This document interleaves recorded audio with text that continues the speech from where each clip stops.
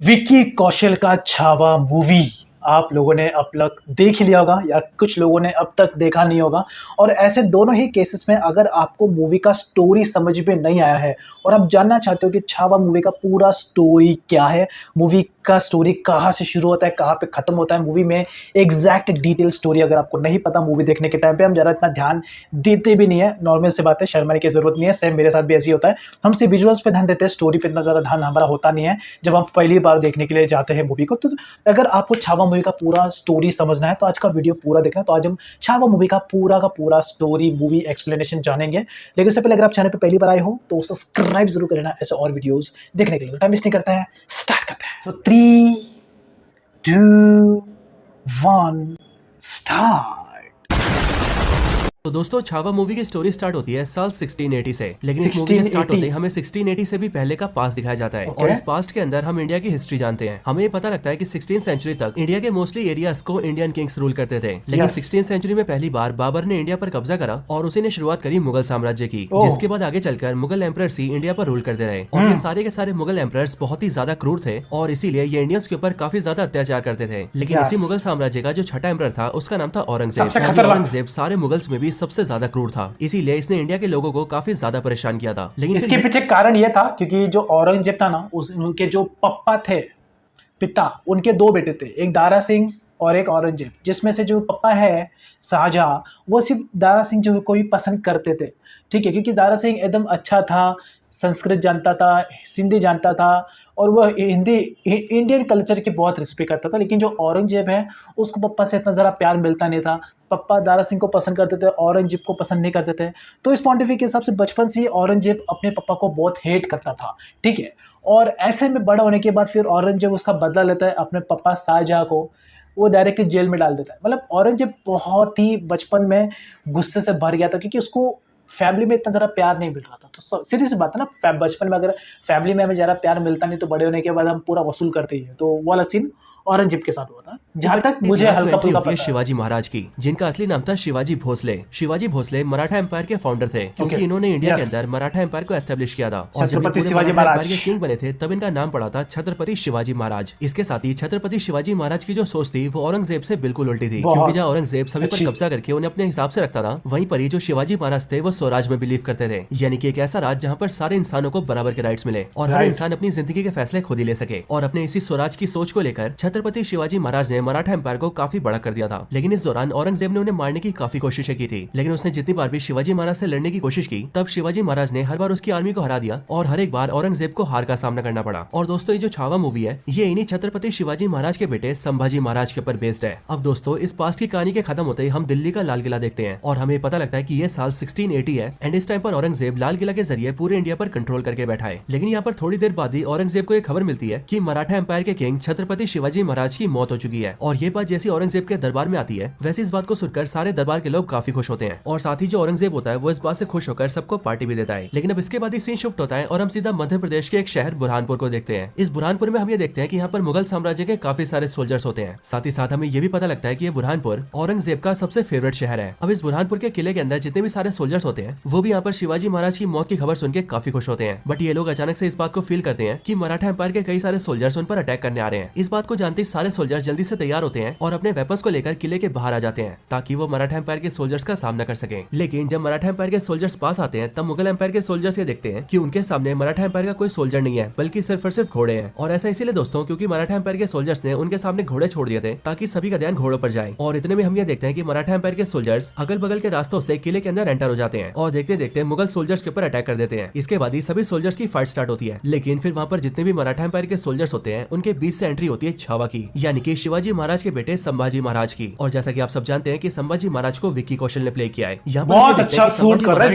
काफी कम सोल्जर्स होते हैं लेकिन तब भी वो लोग देखते ही देखते मुगल सोल्जर्स को पेलने लगते हैं। और यहाँ पर मुगल सोल्जर्स का जो लीडर होता है उसका सामना सीधा संभाजी से होता है। लेकिन वो इस लड़ाई के अंदर एक ट्रैप को यूज करता है और संभाजी महाराज को नीचे के एक तहखाने में गिरा देता है। और जब संभाजी उस तहखाने में गिरता है तब वो देखता है कि वहाँ पर एक शेर है जो कि देखते देखते संभाजी पर अटैक कर देता है। लेकिन दोस्तों यहाँ पर हम संभाजी की पावर्स और उसकी ब्रेवरी देखते हैं और हमें पता लगता है कि संभाजी महाराज देखते देखते उस शेर को ढेर कर देता है। लेकिन जब आखिर में वो शेर नहीं मानता तब संभाजी अपने दोनों हाथों से उसके दांत पकड़ता है और अपनी हाथों की ताकत से उसका मुंह चीर देता है और फिर उस शेर को मारकर संभाजी बाहर निकलता है एंड देन वो वहाँ के सारे मुगल सोल्जर्स को बीट कर देता है। और फिर इन सब के बाद संभाजी वहाँ के सोल्जर्स के लीडर को घुटनों पर लाता है और उसे जिंदा छोड़कर उससे कहता है कि जब औरंगजेब यहाँ पर आए तो तब तुम उसे बता देना कि ये सारा काम शिवाजी के बेटे संभाजी ने किया है। और औरंगजेब ये जरा भी ना सोचे कि शिवाजी के मरने के बाद मराठा एम्पायर कमजोर हुआ है, बल्कि बेशक से शिवाजी महाराज जो कि एक शेर थे वो मर गए हैं, लेकिन उन शेर का बेटा यानी कि छावा अभी भी जिंदा है और इस छावा के जिंदा रहते औरंगजेब कभी भी मराठा एम्पायर को हरा नहीं सकता है। और फिर ये सब करने के बाद ही संभाजी अपनी पूरी आर्मी लेकर वापस चला जाता है। इसके बाद औरंगजेब को जैसे इस बारे में पता लगता है वैसे वो जल्दी से बुरहानपुर आता है और यहाँ कर वो ये देखता है कि उसकी फेवरेट शहर को संभाजी महाराज और उसके सारे सोल्जर्स ने जहन्नुम बना दिया है। लेकिन ये सब देखकर औरंगजेब को बहुत ज्यादा गुस्सा आता है और इसीलिए वो अपनी आर्मी को ऑर्डर्स देता है कि वो सब लोग जल्दी से तैयारी करे और मराठा एम्पायर पर हमला करे और पूरे मराठा एम्पायर को बर्बाद करके वो लोग संभाजी महाराज को कैद कर ले और उसे मेरे पास लेकर आए। और फिर हम भी ये देखते हैं कि औरंगजेब के कहने पर उसकी आर्मी तैयारी करने लगती है और जल्दी से जल्दी मराठा एम्पायर की ओर निकल जाती है। अब दोस्तों इसके बाद ये सीन शिफ्ट होता है और हम सीधा मराठा एम्पायर को देखते हैं। मराठा एम्पायर के अंदर हम सीधा रायगढ़ के किले को देखते हैं जो किला महाराष्ट्र के अंदर है एंड इसी रायगढ़ किले के अंदर रहकर संभाजी महाराज पूरे मराठा एम्पायर को रूल करते हैं। इस रायगढ़ किले के अंदर संभाजी अपनी पूरी आर्मी के साथ लौटता है और फिर उसके यहाँ आने के बाद हम मराठा एम्पायर के कई सारे इंपॉर्टेंट कैरेक्टर्स को देखते हैं। यहाँ पर हम सबसे पहले संभाजी की वाइफ से मिलते हैं जिनका नाम होता है येसुबाई और इन्हें मूवी के अंदर प्ले किया है रश्मिका मंडाना ने। इसके साथ ही हम संभाजी महाराज की रश्मिका बिल्कुल सूट नहीं करती, इसके बदले किसी मराठी एक्ट्रेस को लेकर ज्यादा अच्छा लगता है। 11 साल का बेटा भी होता है जिसका नाम राजा राम होता है और ये राजा राम संभाजी का सौतेला छोटा भाई होता है। बाकी इनके साथ भी हम कई सारे इंपॉर्टेंट कैरेक्टर से मिलते हैं जिनमें शामिल होते हैं मराठा एम्पायर के आर्मी चीफ सर सेनापति जिन्हें एक्टर आशुतोष राणा ने प्ले किया है और साथ ही साथ हम संभाजी के एक फ्रेंड से भी मिलते हैं जिनका नाम होता है कवि कलश और इस कवि कलश को प्ले किया है एक्टर विनीत कुमार सिंह ने। अब दोस्तों यहाँ पर हम ये देखते हैं कि छत्रपति शिवाजी महाराज की मौत की वजह से मराठा एम्पायर के लोगों को और सोल्जर्स को थोड़ा सा दुख तो होता है, लेकिन उन सभी को शिवाजी महाराज के बेटे संभाजी महाराज के नया राजा बनने की खुशी भी होती है। और इसी अगले सीन में हम ये देखते हैं कि मराठा एम्पायर के अंदर संभाजी महाराज का राज्याभिषेक किया जाता है और उन्हें मराठा एम्पायर का नया राजा बनाया जाता है, यानी कि मराठा एम्पायर का नया छत्रपति, जिसके बाद संभाजी कहलाते हैं छत्रपति संभाजी महाराज। अब दोस्तों यहाँ पर हम ये देखते हैं कि संभाजी का नया छत्रपति बनने की वजह से सभी लोग काफी खुश होते हैं, लेकिन संभाजी की जो सौतेली माँ होती है जिनका नाम सोयाराबाई होता है वो उनके राजा बनने से बिल्कुल भी खुश नहीं होती है और ऐसा इसीलिए क्योंकि उनका जो बेटा होता है जिसका नाम राजा राम होता है वो उसे ही राजा बनते हुए देखना चाहती है। और इसलिए दोस्तों सोयाराबाई ये प्लान बनाती है कि वो संभाजी महाराज को मरवा देगी ताकि संभाजी के मरते ही उनका बेटा राजा बने। और इस काम के लिए हम ये देखते हैं कि मराठा एम्पायर के 5 सीनियर लेवल के मिनिस्टर्स इस काम में सोरायाबाई के साथ मिले होते हैं और इसलिए ये पांचों भी सोरायाबाई के साथ मिलकर संभाजी को मारने का प्लान बनाने लगते हैं। लेकिन अब इसके बाद ये सीन शिफ्ट होता है और हम संभाजी के वाइफ के 2 भाइयों से मिलते हैं, यानी कि संभाजी महाराज के सालों से। यहाँ पर संभाजी के जो ये दोनों साले होते हैं वो उनसे मिलकर कहते हैं कि वो शिवाजी महाराज और संभाजी महाराज के स्वराज की सोच से काफी खुश हैं, लेकिन असल में वो लोग ये चाहते हैं कि वो लोग जिस एरियाज के लीडर हैं उन्हें उस एरिया का पूरा कंट्रोल दे दिया जाए ताकि वो लोग उस एरिया को अपने हिसाब से चला सके। लेकिन दोस्तों हम ये देखते हैं कि जो संभाजी महाराज होते हैं वो ऐसा करने से मना कर देते हैं और ऐसा इसीलिए क्योंकि अगर संभाजी ने उन्हें अपने इलाके को अपने हिसाब से चलाने को दे दिया तो इस चीज की डिमांड बाकी लोग भी करेंगे एंड अगर ऐसा होता है तो स्वराज यानी कि लोगों का राज कभी नहीं आएगा और इसीलिए स्वराज की खातिर संभाजी ऐसा करने से मना कर देते हैं। लेकिन दोस्तों हम ये देखते हैं कि संभाजी के मना करने की वजह से संभाजी के दोनों सालों को काफी गुस्सा आता है और वो मन ही मन संभाजी से जलने लगते हैं। लेकिन अब इसी टाइम पर हम दूसरी तरफ औरंगजेब को देखते हैं जहाँ पर हमें पता लगता है कि औरंगजेब के कई सारे बच्चों में उसका एक बेटा था जिसका नाम था अकबर और ये अकबर औरंगजेब को धोखा देकर राजा बनना चाहता था, जिसके लिए उसका प्लान था कि वो अपने फादर को मार दे और मुगल साम्राज्य का नया राजा बन जाए। लेकिन जब औरंगजेब को इस बारे में पता लग गया तब उसके बेटे अकबर की जान खतरे में आ गई और इसीलिए अकबर वहां से भाग गया और वो अपने कई सारे सैनिकों के साथ मिलकर मराठा एम्पायर में घुस गया। अब मराठा एम्पायर में आने के बाद ही जो अकबर होता है वो सीधा संभाजी को मिलने को बुलाता है और उनसे बातचीत करता है और उनसे बात करके वो संभाजी से कहता है कि वो जानता है कि संभाजी का दुश्मन भी औरंगजेब ही है और साथ ही साथ वो भी अपने फादर औरंगजेब को मारना चाहता है और इसीलिए उसका प्लान है कि वो और संभाजी साथ मिल जाए और वो लोग मिलकर औरंगजेब को खत्म कर दें। लेकिन दोस्तों हम ये देखते हैं कि संभाजी ऐसा करने से मना कर देता है और संभाजी अकबर से सिंपली ये बोलता है कि मराठा कभी भी मुगल का साथ नहीं देते क्योंकि कोई भी मुगल विश्वास के काबिल नहीं है और फिर ये बोलकर संभाजी वहाँ से जाने लगता है। लेकिन फिर उसी टाइम पर अकबर संभाजी को एक रिटर्न पेपर दिखाता है और वो पेपर संभाजी को पढ़ने के लिए देता है, जिसके बाद जब संभाजी उस पेपर को पढ़ता है तब उसे पता लगता है कि उस पेपर का जो लेटर है वो उसकी सौतेली माँ सोयाराबाई ने लिखा है और ये लेटर सोयाराबाई ने अकबर को भिजवाया होता है और उस लेटर में ये लिखा होता है कि अकबर संभाजी को मारने में सोयाराबाई की मदद करे और अगर अकबर संभाजी को मार देता है तो उसके बाद सोयाराबाई मुगल साम्राज्य का नया राजा अपने बेटे को बनाएगी और जब उसका बेटा राजा राम नया राजा बन जाएगा तब अकबर को मुगल साम्राज्य का जितना हिस्सा चाहिए होगा वो उसे खुशी खुशी दे देगी। अब इन सारी बातों को पढ़ने के बाद ही संभाजी को बहुत बड़ा धक्का लगता है और अब क्योंकि अकबर ने संभाजी को एक सच्चाई बताई होती है इसलिए संभाजी अकबर का साथ तो नहीं देता, लेकिन वो अकबर को एक वचन देता है और वो अकबर से कहता है कि वो जानता है कि औरंगजेब यानी कि उसका बाप उसके पीछे पड़ा है और अगर अकबर औरंगजेब के हाथ पड़ा तो वो उसे मार देगा। लेकिन संभाजी अकबर को एक वचन देता है कि जब तक वो मराठा एम्पायर की जमीन पर खड़ा है तब तक औरंगजेब उसका कुछ नहीं बिगाड़ सकता है और अगर औरंगजेब या फिर उसकी आर्मी का कोई भी मेंबर उसे मारने आता है तो संभाजी खुद अकबर की प्रोटेक्शन करेगा। अब ये वचन देने के बाद ही संभाजी जल्दी से रायगढ़ अपने महल में आता है और फिर वो जल्दी से उन 5 आदमियों को ढूंढ लेता है जिन्होंने संभाजी को मारने के प्लान में सोयाराबाई का साथ दिया था और उन 5 को ढूंढकर संभाजी उन 5 को हाथी से कुचलवा के मार देता है क्योंकि उन सब ने अपने राजा को मारने का प्लान बनाया था, जो कि एक बहुत ही बड़ा क्राइम होता है। लेकिन अगर बात करें सोयाराबाई की तो सोयाराबाई संभाजी की सौतेली माँ थी और संभाजी उनसे बहुत ज्यादा प्यार करता था और और इसीलिए संभाजी उनसे कुछ नहीं कहता है। लेकिन जब सोयराबाई अपने रूम में सो रही होती है तब संभाजी उनके पास जाता है और वो उनके पैर छूकर ये प्रे करता है कि उनकी माँ यानी कि सोयराबाई अपनी लाइफ में जो भी चाहे उन्हें वो मिल जाए और भगवान उनकी सारी इच्छाओं को पूरा करे। लेकिन दोस्तों इसके बाद ही हम ये देखते हैं कि औरंगजेब ने मराठा एम्पायर पर अटैक करने के लिए अपनी जो लाखों की आर्मी भेजी थी वो देखते देखते मराठा एम्पायर तक पहुंच जाती है और फिर मुगल एम्पायर के सारे सोल्जर्स मराठा एम्पायर में घुसकर वहाँ के सारे गाँव को डिस्ट्रॉय करने लगते हैं और सभी आम लोगों को जान से मार देते हैं। वो मर्दों को मारते हैं, औरतों को मारते हैं, बूढ़ों को मारते हैं और यहाँ तक कि सारे बच्चों को भी मारने लगते हैं। साथ ही साथ वो उनके घरों को लूट लेते हैं और लूट कर उन सबके घर को आग भी लगा देते हैं। और हम ये देखते हैं कि वो सारे मुगल सोल्जर्स देखते ही देखते मराठा एम्पायर के सारे गाँव को डिस्ट्रॉय करने लगते हैं। लेकिन अब इन सबके बारे में जैसे संभाजी को पता लगता है वैसे वो सारे मुगल सोल्जर्स को रोकने का और उन्हें हराने का प्लान बनाता है। लेकिन उन्हें ये पता लगता है कि जो मुगल एम्पायर के सोल्जर्स हैं उनकी संख्या लाखों में है और मराठा एम्पायर के सोल्जर्स सिर्फ और सिर्फ 25,000 हैं। लेकिन सिर्फ 25,000 होने के बाद भी मराठा एम्पायर के सारे सोल्जर्स उन लाखों सोल्जर्स से लड़ने के लिए तैयार होते हैं। लेकिन संभाजी सीधी लड़ाई से मना कर देता है क्योंकि वो ये जानता है कि सीधी लड़ाई में शायद से वो उन सारे मुगल सोल्जर्स को हरा तो देंगे बट ऐसा करने में मराठा एम्पायर के भी काफी सोल्जर्स मारे जाएंगे और संभाजी ऐसा नहीं चाहता था। एंड इसके लिए वो ये डिसाइड करता है कि वो मुगल सोल्जर्स को हराने के लिए गुरिल्ला वॉरफेयर का यूज करेगा। अब दोस्तों ये जो गुरिल्ला वॉरफेयर होती है ये युद्ध का एक ऐसा तरीका होता है जिसमें दुश्मन से सामने से नहीं लड़ा जाता है बल्कि इसमें दुश्मन पर छुपकर वार किया जाता है और बिल्कुल तेजी से दुश्मन को खत्म कर दिया जाता है। और दोस्तों मैं आपको बता दूं कि जो गुरिल्ला वॉरफेयर है इसकी शुरुआत इंडिया में शिवाजी महाराज ने की थी और इसीलिए मराठा एम्पायर के सोल्जर्स गुरिल्ला वॉरफेयर के बारे में काफी बढ़िया से जानते हैं। अब ये संभाजी और उनके मराठा एम्पायर के सारे सोल्जर्स मिलकर मुगल सोल्जर्स को घेर घेर के मारते हैं। मुगल सोल्जर्स अगर जंगल में होते हैं तो वो लोग जंगल में छुप के मारते हैं और अगर वो लोग पहाड़ों पर होते हैं तो मराठा एम्पायर के सोल्जर्स उन्हें पहाड़ों पे छुप छुप के मारते हैं और इस तरह से देखते देखते वो सारे मुगल सोल्जर्स को मारने लगते हैं। बट ये देखकर औरंगजेब और सारे सोल्जर्स भेजता है लेकिन मराठा एम्पायर के सोल्जर्स उन्हें भी धीरे धीरे करके खत्म कर देते हैं और इस तरह से धीरे धीरे करके 8 साल बीत जाते हैं। यानी कि 8 सालों तक इसी तरह की लड़ाई चलती रहती है लेकिन हर एक लड़ाई को मराठा एम्पायर के सोल्जर्स ही जीतते हैं। पर 8 सालों बाद औरंगजेब को ये पता लगता है कि इस तरीके से हार हार कर उसकी जो सोल्जर्स की आर्मी है वो आधी हो गई है। साथ ही साथ उसके खजाने का स्टॉक भी काफी कम हो गया है क्योंकि उसने लड़ने में अपना काफी सारा पैसा गवा दिया है। लेकिन जब इन सारी बातों से मुगल एम्पायर परेशान होता है कि अब उन्हें आगे क्या करना चाहिए तब उसी टाइम पर उनके साथ अचानक से एक बड़ी अजीब सी घटना होती है और वो घटना ये होती है कि जो संभाजी के 2 साले होते हैं वो सीधा औरंगजेब से मिलने आते हैं। औरंगजेब से मिलकर संभाजी के दोनों साले उससे कहते हैं कि औरंगजेब की तरह ही वो लोग भी संभाजी को जान से मारना चाहते हैं और इसीलिए संभाजी को मारने में वो लोग औरंगजेब की हेल्प करेंगे। बस बदले में वो लोग ये चाहते हैं कि संभाजी को मारने के बाद मराठा एम्पायर के अंदर उनका जो एरिया है औरंगजेब उन्हें वो एरिया पूरी तरह से सौंप दे और आगे भी उनसे वो एरिया कभी ना छीने ताकि वो दोनों अपने एरिया को अपने हिसाब से रूल कर सके। अब औरंगजेब इस प्रस्ताव को मान जाता है जिसके बाद उन दोनों की डील हो जाती है और संभाजी के दोनों साले औरंगजेब से मिल जाते हैं। इधर दूसरी तरफ मराठा एम्पायर में हम ये देखते हैं कि मराठा एम्पायर के सोल्जर्स धीरे धीरे करके सारी वॉर्स को जीतते जा रहे थे और ऐसा कर करके उन्होंने औरंगजेब और मुगल एम्पायर को काफी कमजोर कर दिया था। अब इसके बाद मराठा एम्पायर के जितने भी एरिया लीडर्स थे उन सभी को संभाजी एक मीटिंग के लिए बुलाता है और ये मीटिंग रखी जाती है महाराष्ट्र के संगमेश्वर में। अब संगमेश्वर के अंदर ये मीटिंग इसीलिए रखी गई है ताकि संभाजी सभी के साथ मिलकर आगे की लड़ाइयों की स्ट्रेटेजी बना सके और स्ट्रेटेजी बनाकर मराठा एम्पायर की आर्मी को एक साथ किया जाए और एक साथ मिलकर औरंगजेब की मुगल एम्पायर पर अटैक किया जाए। और अगर मराठा एम्पायर ने ऐसा कर दिया तो फिर वो लोग औरंगजेब को जरूर हरा देंगे जिसके बाद जाकर वो पूरे भारत देश को मुगल साम्राज्य से फ्री करा देंगे और फिर जाकर निर्माण होगा एक अखंड भारत का और फिर उस अखंड भारत में स्वराज की स्थापना होगी और इस तरह से संभाजी महाराज, शिवाजी महाराज और पूरे मराठा एम्पायर का सपना सच करेगा। अब इसी सोच को लेकर संभाजी रामेश्वरम में मीटिंग करता है और हम ये देखते हैं कि इस मीटिंग के अंदर 250 वॉरियर्स होते हैं जिन सभी 250 वॉरियर्स को संभाजी पहले मोटिवेट करता है एंड देन सभी मिलकर अपनी बड़ी लड़ाई की स्ट्रेटेजी बनाते हैं। लेकिन अब इन सब के बाद रात होने पर वो लोग यहाँ पर सो जाते हैं और सबके सोने पर कुछ वॉरियर्स यहाँ पर पहरेदारी करते हैं। लेकिन जो लोग पहरेदारी कर होते हैं वो लोग ये देखते हैं कि उनके सामने से मुगल एम्पायर की एक बड़ी सी आर्मी चलकर आ रही है। लेकिन जिस रास्ते से मुगल एम्पायर के सोल्जर्स आ रहे होते हैं उस रास्ते को देखकर वो लोग काफी दंग रह जाते हैं क्योंकि वो रास्ता असल में एक सीक्रेट रूट होता है और इस रास्ते के बारे में सिर्फ मराठा एम्पायर के वॉरियर्स को ही पता होता है। लेकिन फिर कुछ टाइम बाद ही वो लोग ये देखते हैं कि वो सारे मुगल सोल्जर्स जो कि उनके तरफ आ रहे हैं उन सभी के साथ संभाजी के दोनों साले भी हैं और इसलिए उन दोनों को वहां पर देखकर वो सभी ये समझ जाते हैं कि संभाजी के दोनों सालों ने संभाजी और मराठा एम्पायर के साथ विश्वासघात किया है और वो दोनों औरंगजेब के साथ मिल गए हैं। और इसलिए ये बात जानते ही वो लोग जल्दी से संभाजी के पास जाते हैं और उन्हें ये सारी बात बताकर अलर्ट करते हैं और उनके साथ साथ वो सारे मराठा एम्पायर के वॉरियर्स को भी जगह देते हैं जिसके बाद सबको सिचुएशन का पता लगता है। अब यहाँ संगमेश्वर के अंदर टोटल 250 मराठा वॉरियर्स होते हैं लेकिन जो मुगल एम्पायर के सोल्जर्स उनके सामने से आ रहे होते हैं उनकी संख्या 5000 की होती है और इसीलिए उन सबको देखकर ये सारे मराठा वॉरियर्स संभाजी से कहते हैं कि वो जल्दी से जल्दी यहाँ से निकल जाएं और जल्दी से रायगढ़ जाएं क्योंकि संभाजी मराठा एम्पायर के छत्रपति हैं और इसीलिए उनका सही सलामत रहना बहुत जरूरी है और इसलिए संभाजी को जल्दी से यहाँ से निकल जाना चाहिए। क्योंकि दोस्तों हम ये भी देखते हैं कि यहाँ पर जो 5000 के मुगल सोल्जर्स होते हैं उन सबके पास हर तरह के हथियार होते हैं और वहीं पर जो मराठा वॉरियर्स होते हैं उनके पास सिर्फ और सिर्फ उनकी एक तलवार होती है। लेकिन दोस्तों यहाँ पर हम ये देखते हैं कि संभाजी यहाँ से जाने से मना कर देता है और वो अपनी जगह एक दूसरे वॉरियर को रायगढ़ भेज देता है एंड उससे कहता है कि यहाँ पर जो भी हो रहा है उस बारे में वहाँ पर जाकर सबको बता दो। और उसको भेजने के बाद वो अपने सारे वॉरियर से कहता है कि शायद से आप सब ये भूल रहे हैं कि मैं एक शेर का बेटा हूँ, मैं एक छावा हूँ और एक छावा कभी भी कुत्तों से नहीं डरता है और इसीलिए मैं यहाँ रहकर इन सबका सामना करूंगा। संभाजी की बात सुनकर सारे वॉरियर्स के अंदर जोश आ जाता है और इसलिए वो सब भी संभाजी के साथ मिलकर लड़ने के लिए पूरी तरह से तैयार हो जाते हैं। लेकिन फिर दोस्तों देखते देखते अटैक हो जाता है और मुगल सोल्जर्स जल्दी जल्दी करके संगमेश्वर के अंदर एंटर होने लगते हैं और फिर हम ये देखते हैं कि दोनों साइड के सोल्जर्स एक दूसरे को मारने लगते हैं। लेकिन अब क्योंकि दोस्तों मुगल सोल्जर्स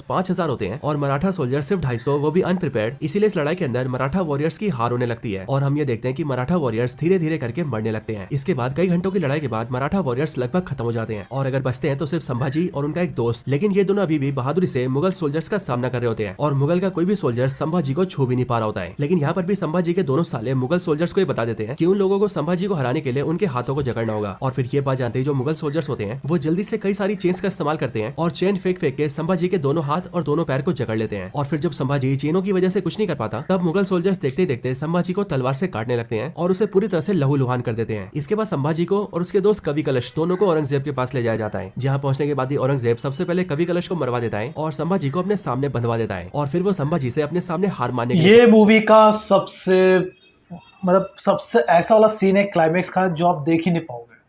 सबसे प्लस पॉइंट, सबसे हाईलाइटिंग पॉइंट, सबसे देखने वाला पॉइंट लास्ट वाला क्लाइमेक्स। लेकिन संभाजी औरंगजेब से हार नहीं मानता है और इसीलिए औरंगजेब सबसे पहले संभाजी की बॉडी के सारे नाखून उखड़वा देता है। देन उसके बाद वो उनके दोनों आंखों में गर्म सरिया डालकर उनकी आंखें फुड़वा देता है और फिर इसके बाद वो उनकी जीभ भी काट देता है। और इसी तरह से औरंगजेब संभाजी के साथ सारे गलत काम करता है। लेकिन तब भी संभाजी औरंगजेब के सामने घुटने नहीं टेकता है। लेकिन कई दिनों तक इतना कुछ होने की वजह से संभाजी अपना देह त्याग कर देते हैं, यानी कि संभाजी की मृत्यु हो जाती है। पर अपने मरने तक भी वो औरंगजेब के सामने झुकते नहीं है। बाकी दोस्तों इसके बाद ही हम मराठा एम्पायर को देखते हैं, जहाँ पर हमें पता लगता है कि औरंगजेब ने अपने सारे सोल्जर्स का इस्तेमाल करके मराठा एम्पायर के रायगढ़ को पूरी तरह से घेर लिया था और इसी वजह से मराठा एम्पायर के वॉरियर्स संभाजी महाराज की मदद के लिए नहीं आ पाए थे। लेकिन जब संभाजी महाराज की मौत की खबर वहां पर पहुंचती है तब सबको बहुत ज्यादा दुख होता है। लेकिन फिर उसके बाद संभाजी के छोटे भाई राजा राम को नया छत्रपति बनाया जाता है। अब ये खबर जैसी औरंगजेब को पता लगती है वैसी ये खबर जिसने औरंगजेब को सुनाई होती है औरंगजेब उसे चाकू मार के जान से मार देता है और फिर वो संभाजी महाराज की लाश के सामने आकर कहता है कि मुझे शिवाजी से बहुत ज्यादा जलन है, क्योंकि शिवाजी के घर में तुम जैसे शेर ने जन्म लिया था। संभाजी काश तुम्हारे जैसा मेरा बेटा होता, क्योंकि अगर तुम्हारे जैसा मेरा बेटा होता तो वो मेरे लिए पूरी दुनिया को जीत लेता। और फिर दोस्तों हम ये देखते हैं कि इसके साथ ही ये छावा मूवी यहीं पर एंड हो जाती है।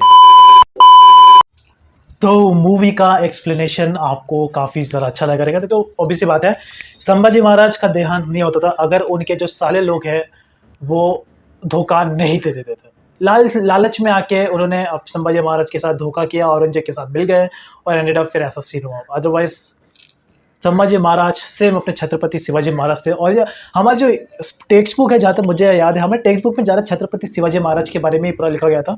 संभाजी महाराज के बारे में सिर्फ इतना डिटेल में हमें नहीं बताया गया। लेकिन मूवी देखने के बाद ऑब्वियस बात है सभी लोग जाके संभाजी महाराज की पूरी रियल स्टोरी जानेंगे यूट्यूब पर। ऑब्वियस बात है आप लोग भी जाना चाहोगे तो नाइस। ये कहीं ना कहीं एक इंस्पिरेशन है हमारे लिए, हम बहुत कुछ ऐसा सीख सकते हैं। कुछ भी हो झुकेगा नहीं साला, तो वो वाला सीन हो जाता है। बट काफ़ी अच्छा मूवी है और लास्ट का क्लाइमेक्स देख के मैं सच में मेरी आंखें गीली हो गई थी और मैं इमोशनल हो गया था। बहुत अच्छा मूवी है, अगर आपने देखा नहीं है तो जाके देखो, बहुत मज़ा आ जाएगा देखने के लिए। तो ओवरऑल आपको ये मूवी का स्टोरी एक्सप्लेनेशन कैसा लगा कमेंट सेक्शन में ज़रूर बताना। और अगर आपको वीडियो पसंद आए तो लाइक एंड सब्सक्राइब ज़रूर करना ताकि आपको ऐसे और वीडियोस देखने को मिलेंगे। सो तब तक के लिए